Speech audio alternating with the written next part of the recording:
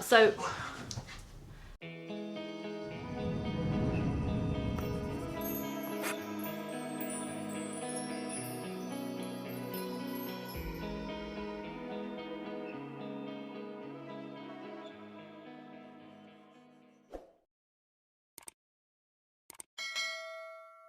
what up, nerds? My name is Leslie Smith. Welcome to the Nerdy Narrative. This is a little channel that I use to share with all of you about all of the things that I am reading and the many different genres that I read in hopes of helping you find your next read. Today I am going to share with you my weekly reading wrap-up. That is where I talk about what I read, what I'm still reading, and what I'm starting with what I finished. I did finish The Neverending Story by Michael Ende, and I was pretty shocked at the second half of the book. I've never read the book. This was my first time. I've only ever seen the movie 10 bajillion times. I love the movie. It is a childhood favorite. Now, something I've noticed about myself, if it's a movie or a story I grew up on for the last 44 years and then someone reimagines it or changes it, I typically revolt and I don't like it. So I kind of wondered if that was going to be the case with The Neverending Story. Now, the first half of the book, the movie follows perfectly. I was visualizing the scenes as we went along. When we got to the second half, I can definitely see why Hollywood did not put that in the movie. The second half is very dark. Some of the characters that are so beloved in the first half are just absolute horses' butts in the second half. I did not enjoy how some of the characters changed. Those that wrote the movie script, in my opinion, 100% did the right thing cutting out that second half. It really removed some of the whimsy and the magic, and it took out a lot of positivity that children probably didn't need to be exposed to. Now, I do enjoy knowing the full story as an adult. Hello, sir. How are you? You good? You want to be on camera today? Are you going to be my assistant? Did you read any books last week? Milo said that my reading counts as his reading because he's always in my lap when I'm reading. Next, I read Fireborn by Rosaria Munda. This book was amazing. I did think at first I would love it as much as I had hoped, because in the first 3 or 4 chapters I saw a lot of similarities between Harry Potter and Red Rising, but the story turned out to be its own unique story. It was very well done. I really loved it. I'm going to talk more about it in my Disney vlog that's going to go up on Sunday. I also completed Red Country by Joe Abercrombie. I actually finished this one last night and I am still very confused as to how I feel about it. I'm just left so off kilter by the way it ended, because I thought, oh, I'm finally going to get this type of ending. And then something happened. I'm like, oh no, wait, it's about to go sideways. That event was kind of a fizzle and didn't go the way I expected. So now I've had 2 unexpected turns at the end. And then another thing happened that, while I did see coming at some point, I still wasn't ready for. And even though it was a deserved action, I still was sad about it. And then I thought, oh, again, I'm about to get the original thing that I thought I was going to initially get, and then I didn't. The way it ended is so open that it didn't feel like an ending at all. So if that confused you, then you understand where I am sitting right now. I did enjoy it. I actually thought at the beginning, when I figured out a few things about some characters, I thought, oh, this is going to be my favorite of the standalone. One of my favorite characters showed up early on and there was a conversation and I thought, oh, this is going to be such a great story. But I felt like I got bait and switched because nothing ever happened with that until much later in the story. So I was a little disappointed that I didn't get that. And there were a whole lot of almost moments.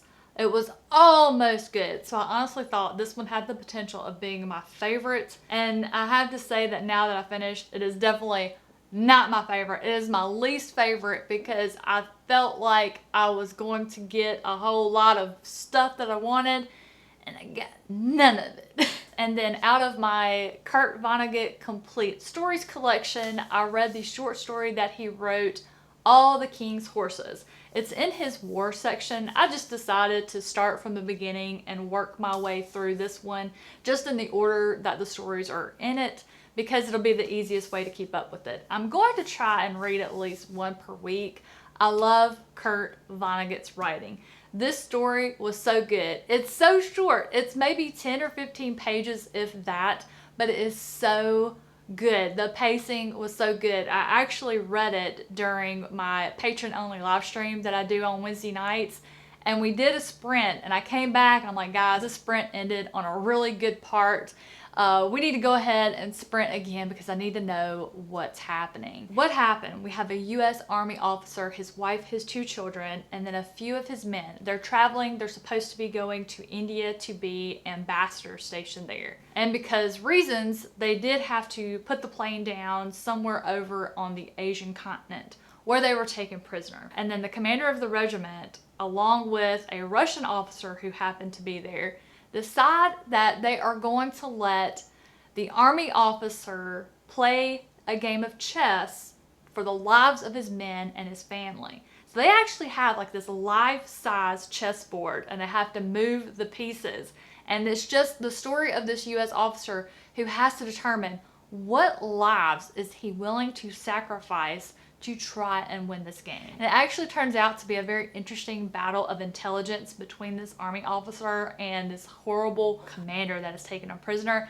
And I will not tell you how it ends, but it was a masterpiece. I loved it. I love the way that Kurt writes. It's just so easy to get into. So I'm looking forward to continuing my journey through his writing. And then that will take care of all of my completed reads. As far as what I'm still reading, yes, the Count of Monte Cristo is ongoing. I'm happy to say I do have my audiobook back from the library. Whoever got it behind me, I guess they did not enjoy it, or maybe they didn't realize how long it was.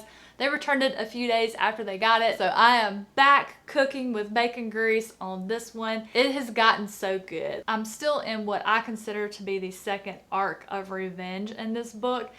But we've gotten to the good part. We're seeing all of the Count of Monte Cristo's plotting. Like, everything's happening now, and it's just so good. It's so good. I cannot wait to get back into this one more today because I was listening to it this morning and had to stop at such a good part. It's so clever. It is so clever. I would never ever be able to just come up with this elaborate scheme that Dantes has just hatched. It is so good. I'm so excited to see how this one's going to end. I know some of the things that I want to happen. I don't know how they're going to happen, but I have faith that if anybody can pull it off, the Count of Monte Cristo can. I am also still working my way through the Horror Anthology, What One Wouldn't Do, that was edited by Scott J. Moses.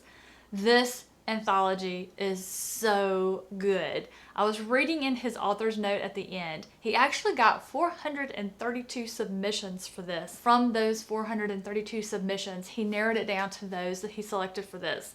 I wouldn't want his job for the world. I can't imagine how difficult that must have been.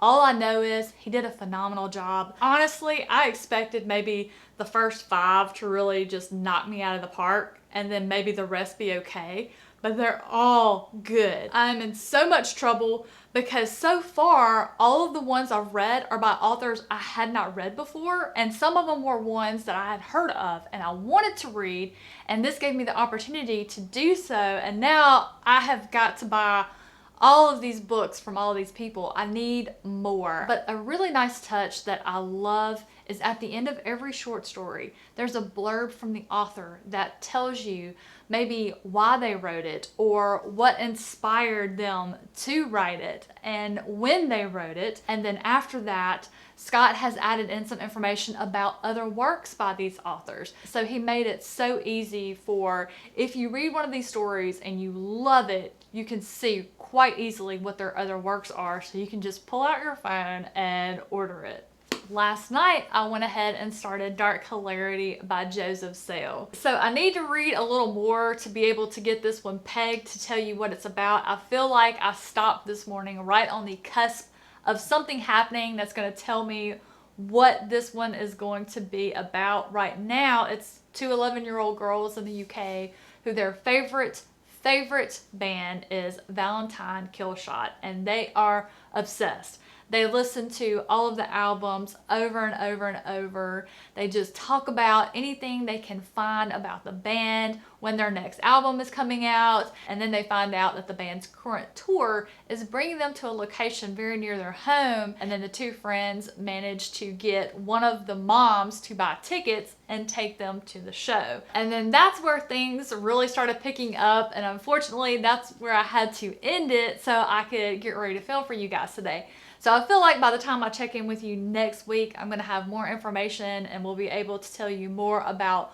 what type of fantasy it is, because right now my main characters are 11 years old, so that's kind of middle grade YA, but then it definitely has a darker feel to it, and it's taking place in an urban setting. But I feel like I'm right on the edge of it morphing into a different type of story. I don't know why. Maybe it's because I'm looking at what appears to be a werewolf on the front, and I just feel like something's about to change. So I'll definitely let you guys know when I check in with you next week. So you've heard about what I read and what I'm still reading. Let's talk about what I'm going to read next. This one I'll actually be starting today.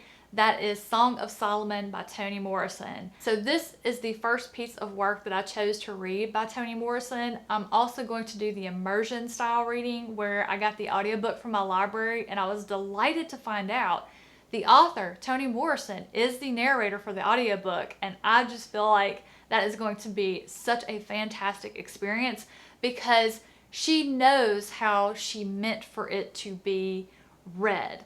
I feel like she's going to be able to put the emotion and nuance in her reading that's just going to bring it to life for me. I'm very, very excited. I've heard so many good things about her. I heard about her from the Codex Cantina's channel. They covered one of her short stories recently, and I just enjoyed that discussion. The story they covered just sounded really good, and I was like, I have got to read more about that author, and so I immediately went and researched her works and picked one to start with. Also this week, I will be starting Wind Through the Keyhole by Stephen King, which is technically considered book 4.5 in the Dark Tower series because some people will tell you to read it at the end. Some people will tell you to read it after Wizard and Glass.